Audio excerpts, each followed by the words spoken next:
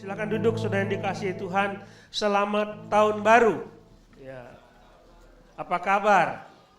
Bagaimana liburannya? Semua baik ya. Semua menikmati liburan. Tapi ada yang liburan ke sini, nanti akan balik lagi ke tempat lain. Ya. Kalau kita akan membaca dari Yesaya pasal 41. Saya ingin kita cepat saja untuk ini karena slide-nya banyak, sudah 18 slide. Jadi mungkin khotbahnya sebentar. Kita baca Yesaya pasal 41, kita baca ayat 10 sampai 13. Sebenarnya saya akan mengajak saudara membaca semua ayat, tapi itu terlalu panjang. Kita baca 4 ayat ini, 10 sampai 13. Saudara simak, saya akan baca perlahan-lahan. Saudara simak. Ya. Yesaya pasal 41 ayat 10 sampai 13. Janganlah takut sebab aku menyertai engkau. Janganlah bimbang sebab aku ini Allahmu. Aku akan meneguhkan bahkan menolong engkau. Aku akan memegang engkau dengan tangan kananku yang membawa kemenangan. Sesungguhnya semua orang yang bangkit amarahnya terhadap engkau akan mendapat malu karena kena noda. Orang-orang yang membantah engkau akan seperti tidak ada dan akan binasa. Engkau akan mencari orang-orang yang berkelahi dengan engkau, tapi tidak akan menemui mereka. Orang-orang yang berperang melawan engkau akan seperti tidak ada dan hampa.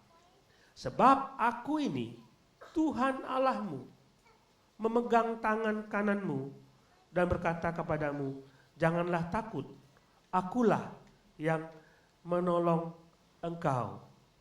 Kalau sudah mendengar ayat-ayat ini sebenarnya cukup ya. Merasa terhibur dan dikuatkan.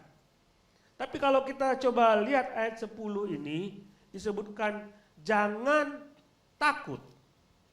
Dan disebutkan kembali dalam ayat 13, janganlah takut. 2 kali. Dan memang tema dari pasal 41 ini mengatakan jangan takut. Itu Tuhan sendiri yang bilang. Kalau Tuhan bilang jangan takut, kira-kira sebabnya apa? Ada yang tahu? Kalau Tuhan bilang jangan takut, sebabnya apa? Ada yang takut, gitu kan? Jangan main ke situ, karena dia lagi main ke situ. Jangan main lumpur, karena lagi main lumpur. Jangan takut, karena takut. Nah, kenapa Yesaya mengatakan jangan takut? Tepatnya kenapa Tuhan bilang jangan takut? Karena kalau kita melihat di dalam pasal-pasal sebelumnya, saudara, Yesaya ini nabi yang bernubuat sebelum pembuangan ke Babel.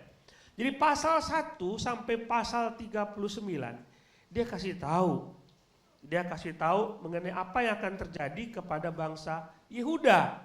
Saudara baca pasal 39.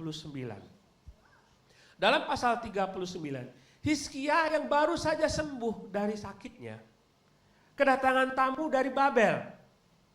Dan dia perlihatkan, oh ini loh bait Allah kami, ini ada emas. Jadi tiang-tiang itu dilabur emas. Dan semua peralatan dari emas. Dan orang-orang Babel itu dibawa oleh Hizkia untuk memperlihatkan isi bait Allah. Lalu Yesaya mengatakan, ngapain kamu bawa orang-orang itu ke situ? Ya, kenapa dia tamuku? Yesaya marah. Dan Tuhan mengatakan, kamu lihat tempat ini, kamu lihat semuanya ini, semua akan dibawa ke Babel. Baca ayat 39, pasal 39. Semua ini akan dibawa ke Babel. Dan keturunanmu, semua orang-orangmu akan ditawan ke Babel. Wah, itu kan diomongin dalam pasal 39. Jadi Yesaya mengatakan dalam pasal 39 akan apa yang akan terjadi terhadap bangsa Yehuda nanti. Coba lihat pasal 39 ayat terakhir. Hizkia, enggak apa-apalah asal tidak terjadi pada zamanku. Dia bilang seperti itu. Tetapi ini akan terjadi, orang-orang lain mengatakan akan terjadi kepada bangsa Yehuda bahwa semuanya ini akan dibawa ke Babel. Anak-anakmu akan ditawan dan dibuang ke sana. Jadi Yehuda menceritakan tentang sesuatu yang apa yang akan terjadi kepada bangsa itu. Lalu Tuhan mengatakan, jangan takut.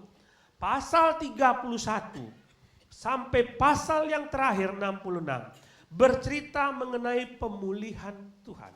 Pasal 40 sampai pasal yang ke-66 bercerita mengenai pemulihan Tuhan. Pasal 1 sampai pasal 39 bercerita mengenai apa yang akan terjadi, hukuman-hukuman yang akan dihadapi oleh orang Yehuda. Tapi pasal 40 sampai 66 bercerita mengenai pemulihan Tuhan yang akan terjadi. Jadi mereka akan berhadapan dengan sesuatu yang akan terjadi buruk sekali. Dan Tuhan bilang, jangan takut. Jadi coba kita bayangkan kita, kalau ada orang yang mewakili Tuhan berbicara kepada kita dan ngomong kepada kita, Pak, tahun ini keluargamu akan mengalami ini loh. Kira-kira apa yang saudara akan rasakan? Jadi ini nanti anak-anakmu akan dibawa ke Babel, mereka akan dijajah, mereka dijadikan budak di situ. Keturunanku akan kayak gitu. Kira-kira seperti itu perasaan orang-orang Yehuda. Lalu misalnya ada orang ngomong kepada saudara, Pak, Ibu, siap-siap ya. Apa? Siap-siap ya tahun ini. Baru dia ngomong gitu aja dia takut. Siap-siap ya. Yang kuat ya tahun ini. Baru dia ngomong gitu aja. Apa Pak? Apa yang akan terjadi tahun ini? Saudara pasti sudah takut kan begitu kan? Enggak Bu, siap-siap aja. Mungkin Ibu harus kuat ya, tabah ya. Tahun ini tabah ya. Kira-kira nanti bulan 6 lah akan terjadi. Langsung kita, apa ini Pak? Cerita dong apa? Lalu dikasih tahu. Nanti kan ada apa? Ibu akan sakit. Parah. Kira-kira apa rasanya? Apa rasanya? Tahun 2024 akan terjadi begini. Suamimu tidak akan dapat pekerjaan lagi. Berhentikan. Kira-kira gimana? Kira-kira gimana? Takut nggak? Takut. Tetapi kalau misalnya tidak ada yang ngomong, udahlah kita hadapi aja tahun 2024. Sesuatu yang tidak terjadi pun membuat kita rasa takut. Benar kan? Apa yang akan terjadi tahun 2024?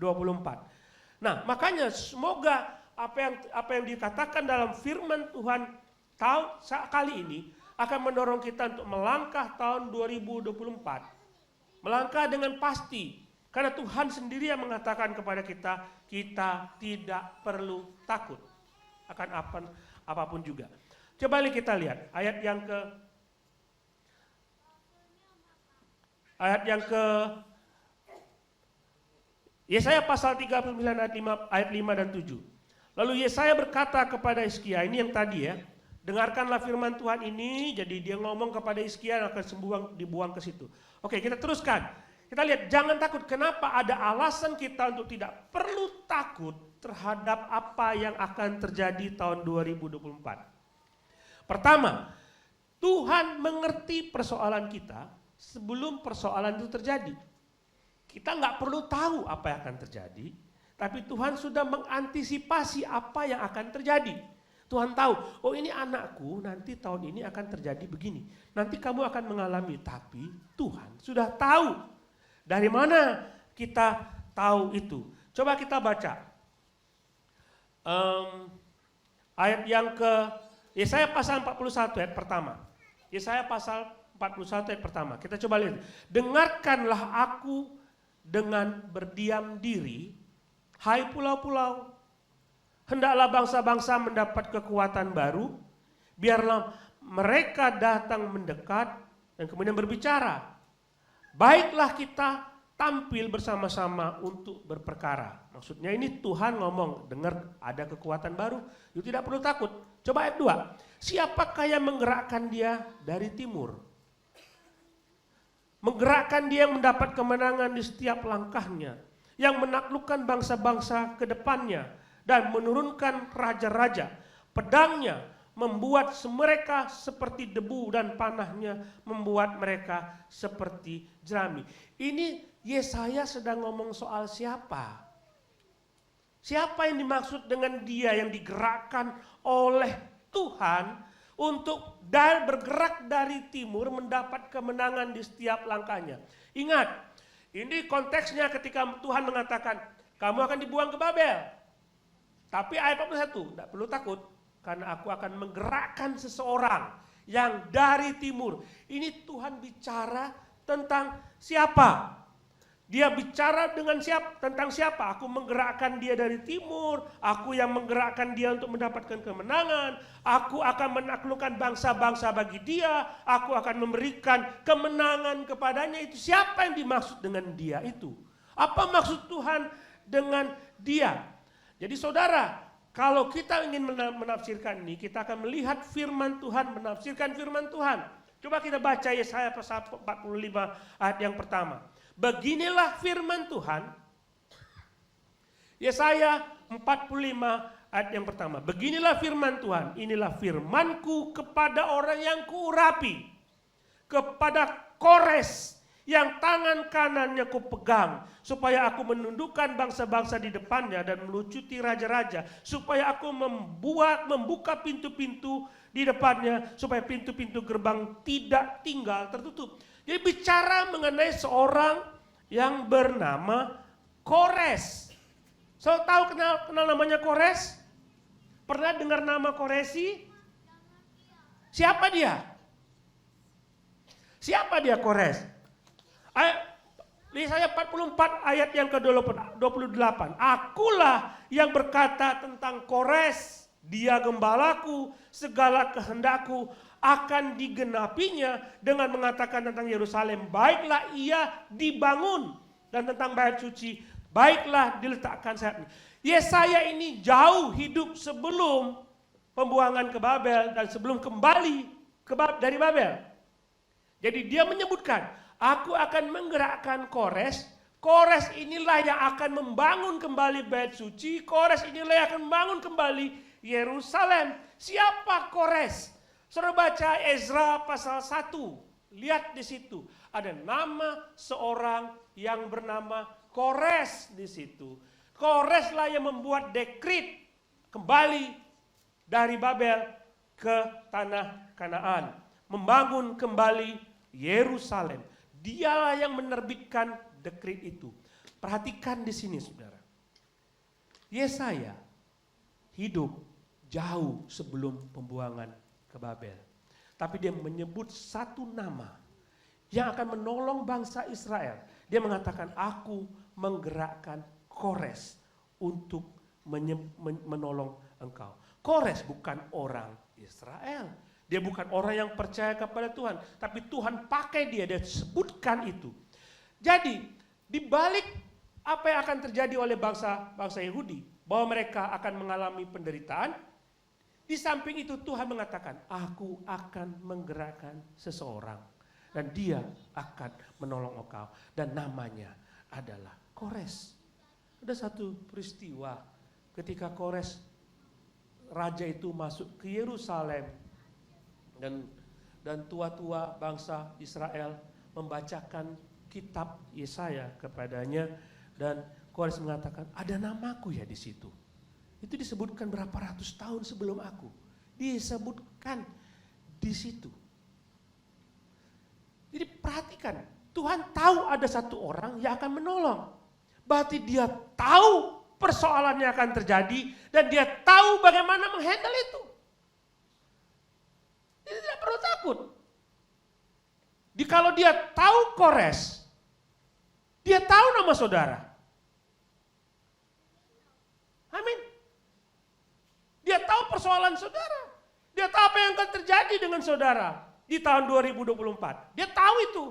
Dan dia tahu, sudah tahu, aku tahu mungkin kamu akan mengalami hal yang tidak enak. Tapi jangan takut. Aku tahu persoalanmu dan aku tahu engkau. Aku akan menolong engkau. Itu yang dikatakan Tuhan. Aku menggerakkan seorang dari timur. Jadi dia tahu apa yang akan terjadi kepada bangsa itu. Dan dia tahu bagaimana cara menolong. Saudara. Saudara, lihatlah tahun 2023, saudara. Apakah waktu saudara mengalami yang sulit tahun 2023, Tuhan tidak tahu? Tuhan tahu itu. Tahun 2024 nanti kalau saudara mengalami sesuatu yang sulit, apakah Tuhan tidak tahu? Dia tahu itu. So kalau dia tahu, tenang saja. Semua berada dalam kontrol dia. Semua berada dalam otoritas dia. Saudara tidak perlu takut. Karena Tuhan mengontrol itu semua. Dia mengatakan kepada bangsa Israel, kamu akan ke sana dan kamu akan sakit, kamu akan menderita, tapi jangan takut. Aku akan menolong engkau. Tahun 2024, siapa yang menjamin bahwa saudara tidak akan ada pesakit? Siapa menjamin bahwa saudara tidak akan mengalami kesulitan keuangan? Enggak ada. Tapi Tuhan tahu apa yang akan terjadi. Saudara tidak perlu takut. Karena Tuhan mengerti persoalanmu sebelum itu terjadi. Tuhan tahu.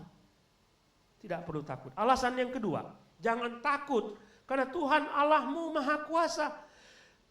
Ayat yang ke-41, ayat yang ke-4 dan 5. Siapakah yang melakukan dan mengerjakan semuanya itu? Oke gini, siapa yang melakukan itu? Siapa yang berkuasa untuk menggerakkan Kores? Siapa yang berkuasa untuk membawa kamu kembali ke tanah Palestina, ke tanah Kanaan? Siapa yang berkuasa itu? Aku Tuhan.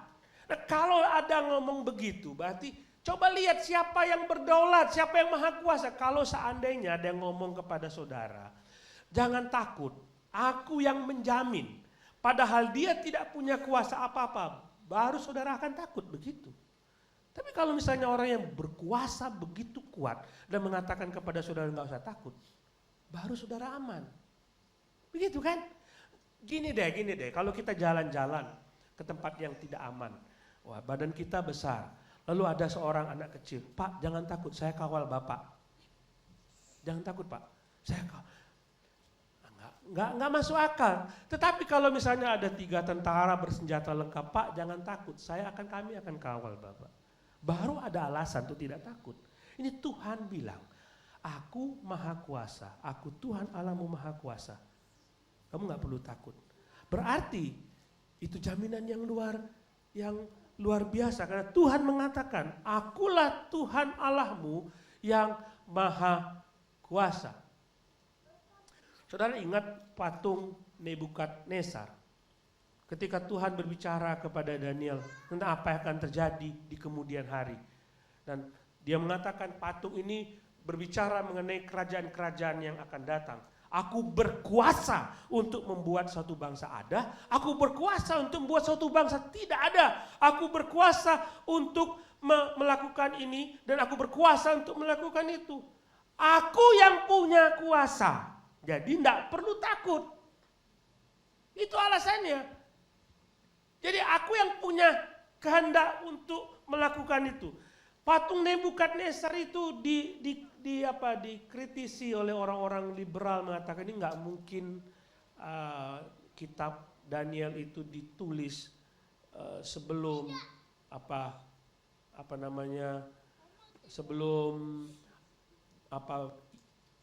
pokoknya itu ditulis jauh setelah Masehi. Dia bilang, karena dia bicara mengenai bangsa Persia sebelum itu terjadi. Dia bicara mengenai orang-orang Yunani, bangsa Yunani sebelum terjadi. Dan dia bicara mengenai orang Roma sebelum terjadi. Ya Tuhan bilang, aku berkuasa loh. Ini ada Babel, lalu aku ganti jadi Persia. Lalu aku ganti lagi jadi orang Yunani. Aku ganti lagi jadi orang Romawi. Aku, karena Tuhan mampu untuk melakukan itu. So, kamu punya Tuhan seperti itu. Tuhanmu seperti itu. Jadi apa yang kita takutkan? Apa yang kita takutkan? Tidak perlu takut. Tidak pernah ada jaminan bahwa hidup kita akan lebih baik di tahun ini. Tapi ada satu hal yang pasti. Bahwa Tuhan kita, Allah kita, berdaulat atas sesuatu. segala sesuatu. Yusuf 13 tahun dia menderita di Mesir, tapi Tuhan berdaulat untuk membalikkan semuanya itu sehingga dia bisa menang. Kuncinya saudara tidak perlu takut, bukan karena apa yang akan saudara alami, tapi karena siapa yang bersama dengan saudara. Tidak perlu takut tentang apapun keadaanmu, karena siapa yang ada bersama dengan saudara. Kemudian ayat yang ketiga, jangan takut karena Tuhan Allahmu tidak berubah kesetiaannya. Coba kita baca ayat yang ke-8.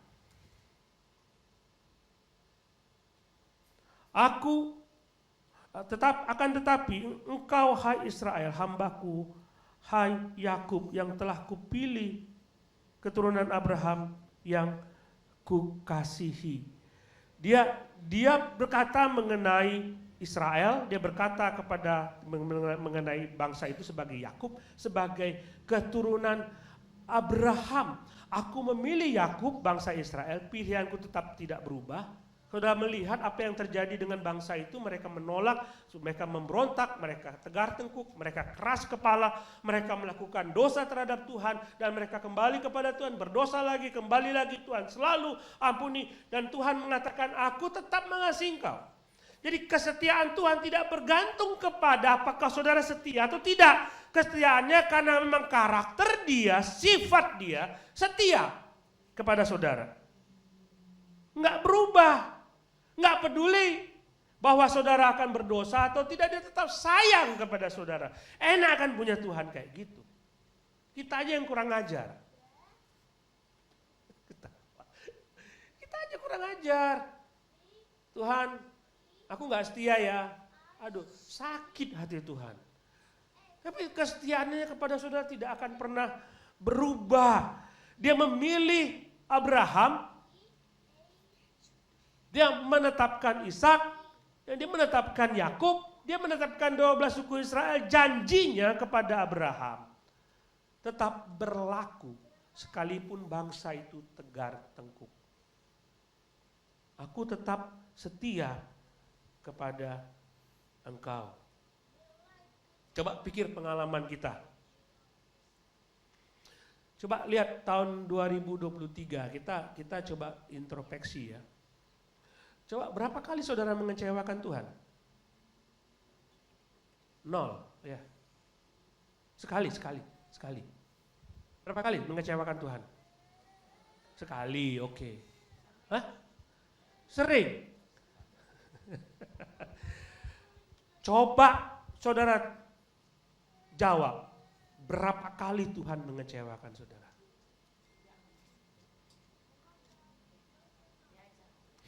Berapa kali Tuhan mengecewakan saudara? Dan itu kan berlaku di tahun 2024, dia tidak akan pernah mengecewakan saudara. Saudara mengasihi Tuhan, dia mengasihi saudara. Saudara mengecewakan Tuhan, dia tetap mengasihi saudara. Itu sifat dia yang tidak pernah berubah. Jadi coba pikirlah ya, kira-kira tahun 2024 nih saya masih mengecewakan Tuhan enggak kira-kira gitu ya. Coba kita lihat Yesaya 46 ayat 3. Yesaya 46 ayat 3. Dengarkanlah aku, hai kaum Yakub, hai semua orang yang masih tinggal dari keturunan Israel, hai orang-orang yang kudukung sejak dari kandungan, hai orang-orang yang kujunjung sejak dari rahim, sampai masa tuamu, aku tetap dia, dan sampai masa putih rambutmu, aku menggendong kamu. Aku telah melakukannya dan menanggung kamu terus. Aku mau memikul kamu dan menyelamatkan kamu. Ini janji Tuhan. Kepada orang yang tegar tengkuk tadi, orang yang banyak dosa tadi. Sejak kapan? Kandungan. Sampai kapan? Sampai tua. Nah, yang belum tua aman kan? Yang sudah tua juga masih aman. Karena walaupun rambutku paut putih, Tuhan tetap setia kepada kita. Amin. Jadi tidak perlu takut memasuki tahun 2024. Anak muda takut masa depannya seperti apa, benar kan? Apakah nanti aku akan lebih baik, lebih sukses? Yang sudah punya anak, yang sudah bekerja, takut usahanya berhasil atau tidak. Semua takut. Yang sudah tua, bagaimana masa tuaku? Semua kita diliputi dengan ketakutan. Tapi Tuhan, dari kamu sejak dari rahim sampai kamu tua, aku tetap Allahmu. Tidak perlu takut. Karena Tuhan sendiri mengatakan bahwa Dia tidak berubah. Dia tetap mengasihi saudara. Alasan yang terakhir, jangan takut karena Tuhan itu Allah kita. Kata-kata ini bukan diucapkan oleh orang yang tidak punya kuasa apapun. Kita sudah melihat sebelumnya yang berkuasa untuk mengatasi segala sesuatu. Jadi dia mengatakan jangan takut karena Tuhan itu Allahmu. Itu Allahmu. Aman. Coba kita lihat contoh Yairus. Yairus anaknya sakit. Dia ketemu dengan Tuhan. Dia ketemu dengan Tuhan dan mengatakan anakku sakit. Lalu ada orang pegawainya mengatakan tidak perlu datang, tidak usah merepotkan Tuhan karena anakmu sudah mati. Lalu ya Tuhan mengatakan, Yairus, aku akan datang menyembuhkan anakmu. Kata-kata siapa yang dipercaya oleh Yairus? Pegawainya atau Tuhan? Yairus percaya kepada Tuhan. Kenapa? Oke, engkau pegawai, aku tahu beritamu benar, aku tahu itu tidak salah, tapi kamu tidak tahu siapa yang ada di sebelah ini. Tuhan. Oke, mungkin saudara mengatakan, oke, keadaan ekonomi tidak baik, oke, sekarang saudara mengalami kesulitan, oke, nggak masalah, tapi engkau tidak tahu siapa yang ada bersama denganku. Tuhan. Saudara, kita memasuki tahun 2024 dengan ketidakpastian. Apakah saya masih sehat atau tidak? Bisnis saya akan lancar atau tidak? Usaha saya akan berhasil atau tidak? Sekolah anak-anakku akan dijamin atau tidak? Semuanya penuh dengan pertanyaan. Saudara tidak perlu tahu seperti yang diberitakan oleh Yesaya ini, apa yang akan terjadi, baik atau buruk. Itu tidak perlu tahu selama ada Tuhan bersama-sama dengan kita dan Dia menjamin masa depan kita aman di dalam Dia. Tidak usah takut tahun 2024, apa yang akan terjadi. Saya tahu banyak sekali gejolak politik, tidak perlu takut siapa yang memimpin, tidak perlu takut siapa yang memerintah, karena tetap toh yang memerintah adalah Tuhan. Mari kita berdoa.